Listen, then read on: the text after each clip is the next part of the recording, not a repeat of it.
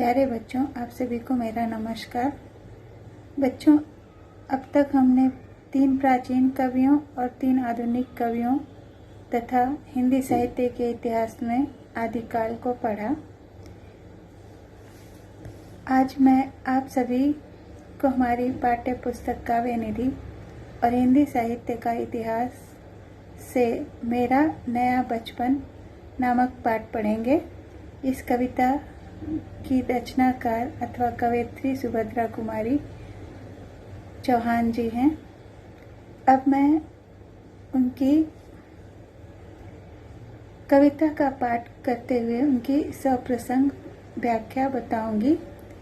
प्रस्तुत रचना में सुभद्रा कुमारी चौहान ने बचपन को जीवन का स्वर्णिम काल कहा है। उन्होंने अपने बचपन की यादों के बहाने पाठक को अपने बचपन की मधुर यादों को स्मरण करने पर विवश किया है। उनकी कविता इस प्रकार है। उनकी कविता का परिचय जानने से पहले मैं सुभद्रा कुमारी चौहान का जीवन परिचय बताऊंगी।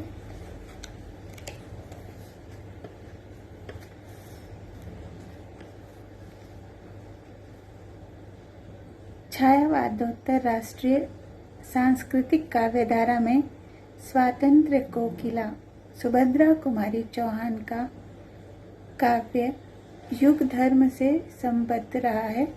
उनका जन्म सन 1904 में इलाहाबाद के निहालपुर मोहल्ले में हुआ। उनके पिता ठाकुर राजनाथ सिंह शिक्षा प्रेमी थे। उनकी प्रेरणा से सुभद्रा जी की शिक्षा स्थानीय क्रासवेट गर्ल्स स्कूल में हुई। सन 1919 में उनका विवाह खंडवा निवासी ठाकुर लक्ष्मण सिंह चौहान के साथ हुआ।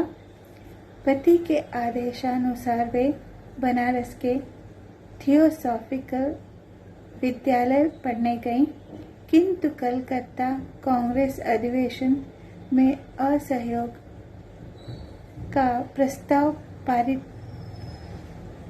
होने पर पढ़ना छोड़ दिया। उनके पति ने भी वकालत न करने का निश्चय किया।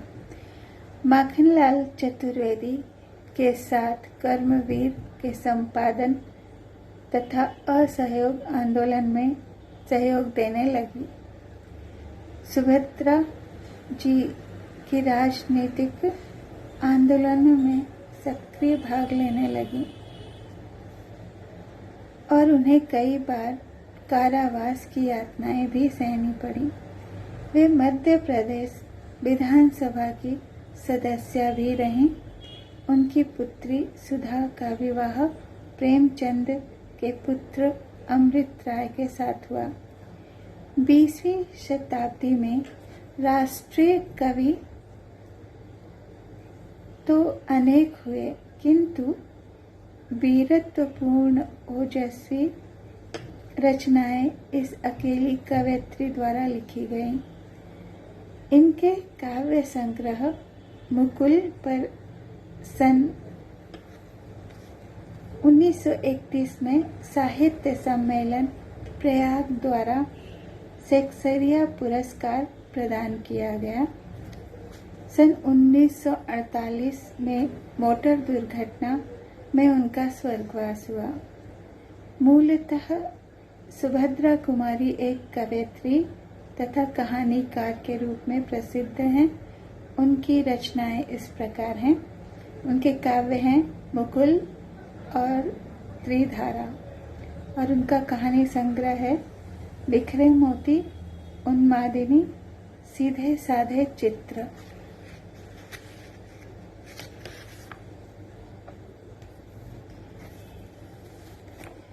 आधुनिक काव्य में नारी का स्वर मुखरित करने वाली कवयित्री में सुभद्रा कुमारी का मूर्धन्य स्थान है। उनके काव्य में एक और नारी की सहज भावुकता तथा कोमलता के दर्शन होते हैं तथा दूसरी ओर क्षत्राणियों का तेज भी झलकता है। इस प्रकार देश प्रेम और पारिवारिक प्रेम ही उनकी काव्य रचनाओं का मुख्य विषय रहा है। उनका देश प्रेम उत्सर्ग की भावना से पूर्ण है। राष्ट्रीय कविताओं में झांसी की रानी कविता उनकी कीर्ति का आधार स्तंभ है।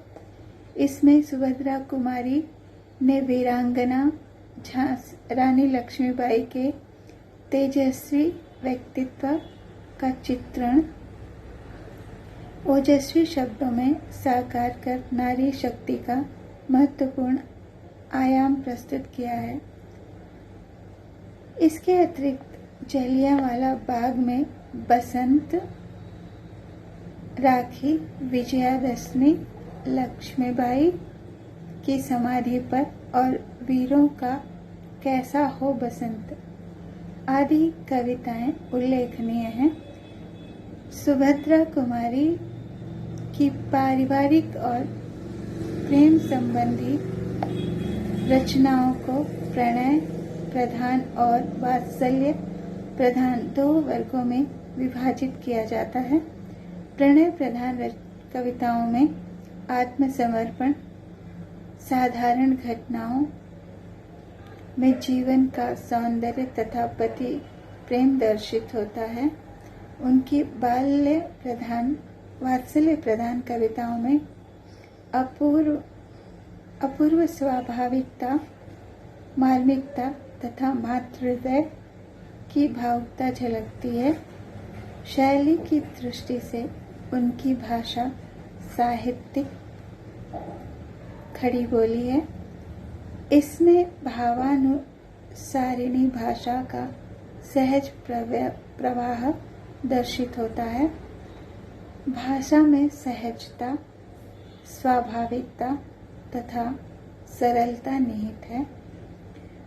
उनकी वीर रस प्रधान रचनाओं में ओज तथा काव्यधारा में सुभद्रा कुमारी चौहान ने वीर रस से ओतप्रोत रचनाओं के माध्यम से तत्कालीन नवयुवकों के हृदय में देशानुराग की चेतना वर्ती।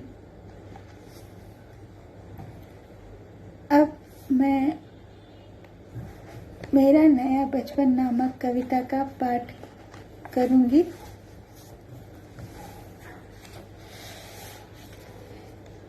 इसमें सुभद्रा कुमारी चौहान जी कह रही हैं कि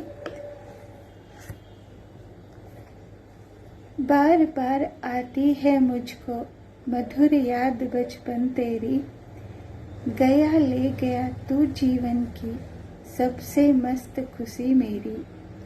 चिंता रहित खेलना खाना वह फिरना निर्भय स्वच्छंद, कैसे भूला जा सकता है बचपन का अतुलित आनंद। ऊंच नीच का ज्ञान नहीं था, छुआछूत किसने जानी, बनी हुई थी वहाँ झोपड़ी और चीथड़ों में रानी।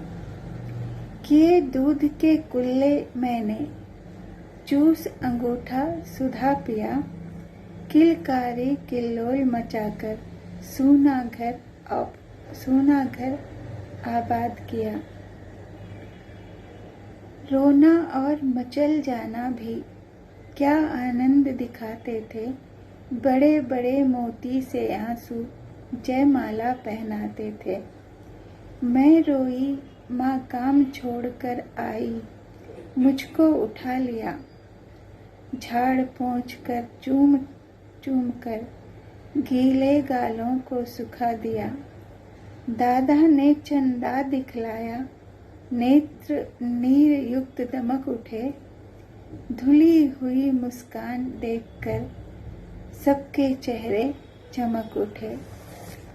अब मैं इस कविता की सप्रसंग व्याख्या बताने जा रही हूँ।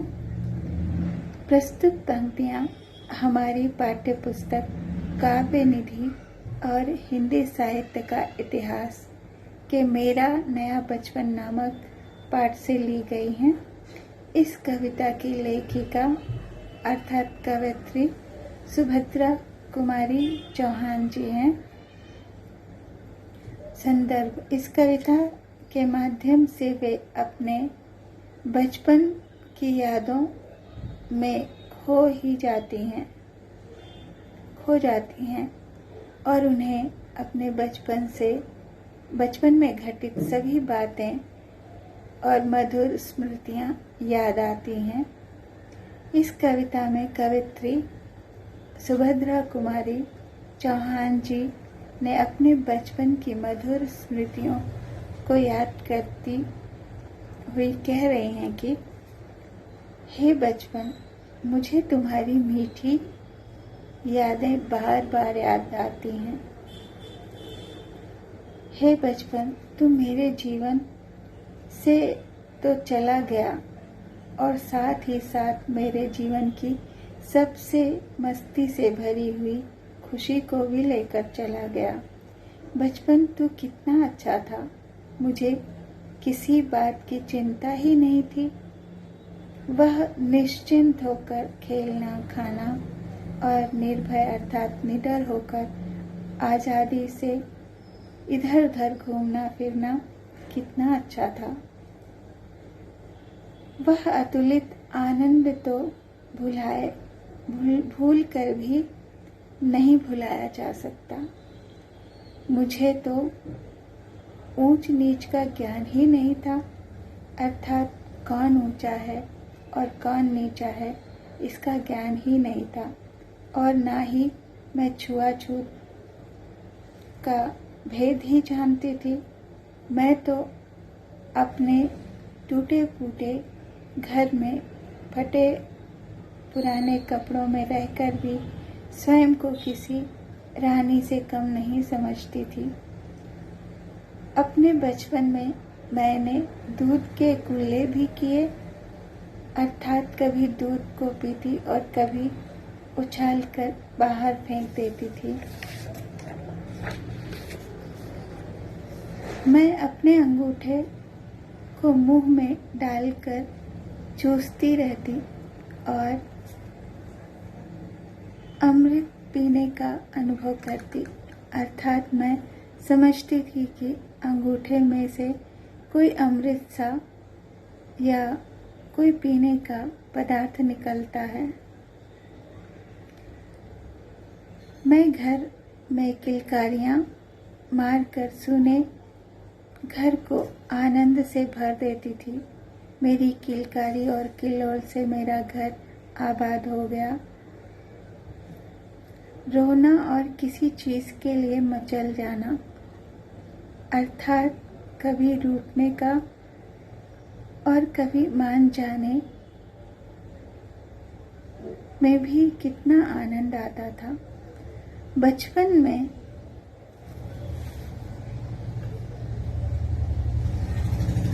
रूठ कर जब हम बड़े बड़े मोती के समान आंसू बहाते तो वे आंसू ऐसे लगते जैसे हमने मोतियों की जयमाला पहन ली हो। कहने का तात्पर्य है कि मैं रूठना और झूठे आंसू बचपन में रूठना और झूठे आंसू बहाकर मान जाना, यही बचपन के सुनहरे पलों की यादें हैं। मुझे याद आती है बचपन में जब मैं रोती थी तो माँ अपना काम छोड़कर मुझे उठा लेती थी और मुझे झाड़ पोंछकर अर्थात मेरे कपड़ों में लगी मिट्टी को झाड़ती और मेरे आंसुओं से भरे गीले गालों को बार बार चूमकर उन आंसुओं को सुखा देती। वह कितना अद्भुत और अविस्मरणीय पल था। जब मैं रोती थी तब दादाजी मुझे उठाकर आकाश में अपनी चांदनी बिखेरता चंद्रमा को दिखाते थे और मेरी आंसुओं से भरी आंखें चमक उठती थीं। जब मैं मंद मंद मुस्काती थी तब मेरी स्वच्छ मुस्कान को देखकर सभी लोगों के चेहरे खिल उठते थे, अर्थात चमक उठते थे और वे प्रसन्न हो जाते थे। विशेष कवयित्री अपने बचपन की इन यादों द्वारा हम सभी के बचपन की यादों को तरोताज़ा कर देती हैं। यह बचपन की कहानी न सिर्फ लेखिका की बल्कि हम सभी के बचपन की कहानी है। इस प्रकार जो है मैं इस पाठ को यहीं समाप्त करती हूँ। इसका आगे का भाग मैं अगले पाठ में आप लोगों को पढ़ाऊंगी। धन्यवाद।